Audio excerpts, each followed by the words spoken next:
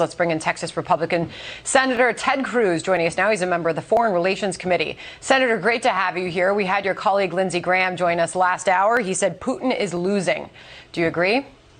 Well, I think the war is going much worse for Putin than he anticipated. I think he thought he would roll into Ukraine and in a couple of days mop it up. And I got to say, the courage, the heroism of the Ukrainian people has been astonishing. We've seen President Zelensky, the Biden administration, offered to evacuate him from Ukraine. And Zelensky said, look, I need ammunition. I don't need a ride. And I think he's been inspiring his people. I think you've seen the Ukrainians fighting to defend their homeland. We've seen grandmothers throwing Molotov cocktails. And Russia right now, Putin is committing horrific crimes. He is targeting civilians. He's targeting women and children. He's targeting hospitals. He's murdering infants. And they continue to just pound the civilian population in Ukraine.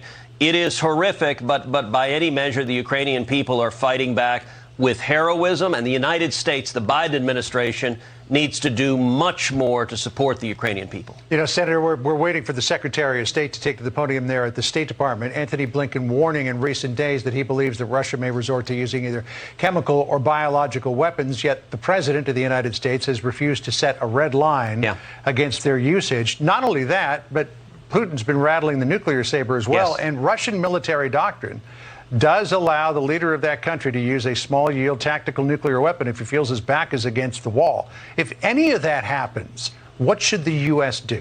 Look, I think we should respond with strength. If any of that happens, we go into uncharted territory. We haven't seen a nuclear weapon used since the end of World War II. We've managed to hold off anyone using a nuclear weapon. I pray to God that doesn't happen. I will say I think the odds of it happening are increasing because I think presidential weakness from the White House invites this. You know, one of the maddening things watching the carnage in Ukraine, this didn't have to happen.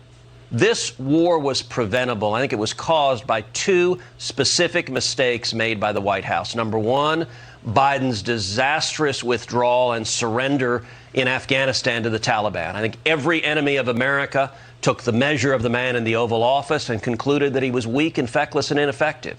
And I said at the time when that happened, the chances of Russia invading Ukraine just increased tenfold, and the chances of China invading Taiwan increased tenfold. But secondly was very specific mistakes Biden made with respect to Russia and Ukraine, and in particular Nord Stream 2, which is the pipeline that Putin was building from Russia to Germany to go around Ukraine. He was building that pipeline so that he could invade Ukraine. I was the one who authored the sanctions in the Senate that shut Nord Stream down. They got overwhelming bipartisan support in Congress, passed into law. Donald Trump signed my sanctions legislation into law, and Putin stopped building the pipeline literally the day Trump signed that legislation.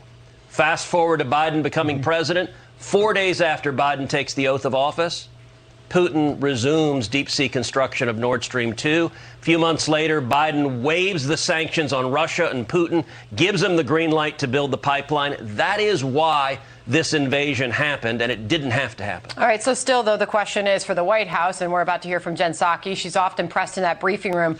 What is the red line? Is there a red line where the United States will step up its aid to Ukraine, including sending in and approving of the sending in of those MiG jets? Here was Zelensky. He gave an NBC Nightly News interview, and he talked about just that, Senator, real quick. Here he is. I believe that Russians have already crossed all the red lines when they started shelling civilians. They've killed over 100 of children. And I don't understand the meaning of red lines. What else should we wait for? For letting Russians kill 200, 300, or 400 children. So as we see these great atrocities, the theater yesterday, those killed in the bread line yesterday, his question is, what are we waiting for? And Jen Psaki was asked about those red lines yesterday and why we're not sending in those fighter jets. She basically said the Javelins and the Stingers, which we are sending in, those are defensive weapons, Senator, and somehow made a distinction that sending in the MiG fighter jets or those other planes, that is more going on the offensive. Do you understand that distinction, and do you think we should be sending in more power?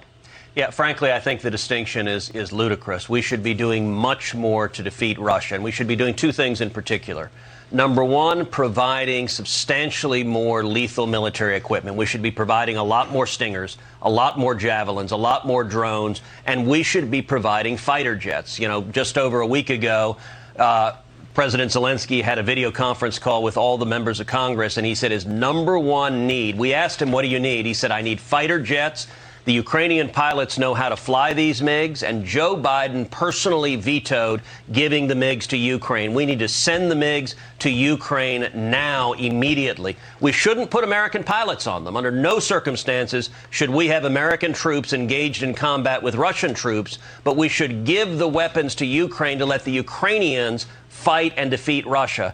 But secondly, we should also be going after Putin's revenue stream. Putin gets most of his money from the sale of oil and gas, and we ought to be taking away his customers. We ought to be stepping up, producing more oil, producing more gas, and getting European customers to cancel their contracts with Russia and shift to American producers, shift to our allies. Nothing would do more to undermine Putin, to take away his power, to cause the oligarchs, to cause the KGB remnants in that nation to rise up. And nothing would do more to stop his ability to wage war and murder civilians than to take away his revenue. And right now, Biden's not willing to do so because he's more captive to the Green New Deal radicals in his party than he is focused on actually defeating Russia and defeating Putin. Let me just stay on the MiGs for a second, if I could, Senator. And yeah. I'm surprised that Jen Psaki didn't get more pushback on this yesterday at the press briefing, because it's such a specious argument to say that fighter jets are an offensive weapon versus a defensive weapon in the form of a fire and forget missile. Yeah.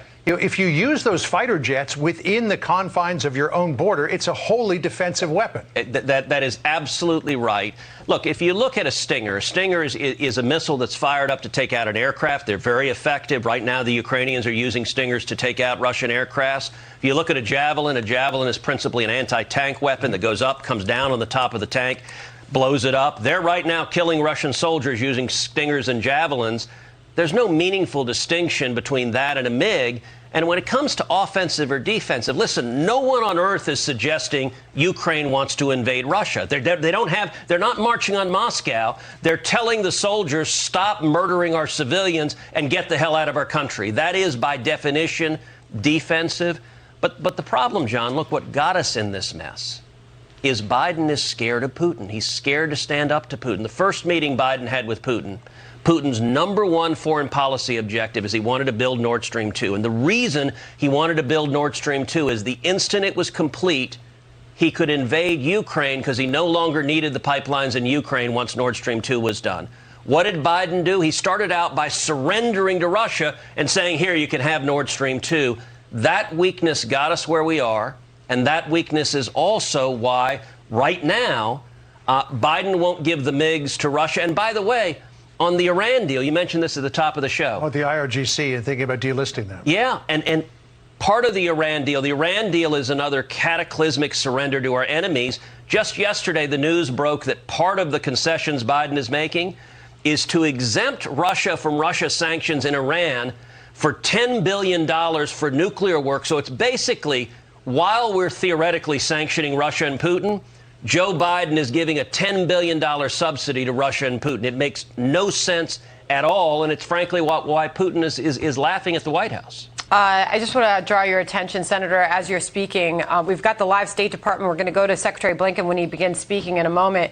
But this is live to the House floor, where they are now debating the bill to suspend normal trade relations with Russia and Belarus. You can respond to that. You can also, Senator, look forward to what we are about to hear from Secretary Blinken and whether or not there will be new sanctions announced, to your point about if we can go farther to cut off any further money supply going to Vladimir Putin in this moment. Can you be more specific? Because how do you do that? How do you just shut off the flow to some of these European countries who are absolutely dependent on Russia and that energy stream? It's still cold there. They still need to heat their homes. They still need transportation. So how do you do that? How do you not just say it, but actually do it? So you do two things, Sandra. Number one, you don't give Putin a $10 billion subsidy through a disastrous Iran deal. And Biden is right now trying to shovel cash into Putin's coffers. That $10 billion will go to fund the war machine in Ukraine and other countries that Putin hopes to invade. But secondly, you're right. You can't just ask the Europeans to shut off all the oil and gas to their countries. They have to heat their homes.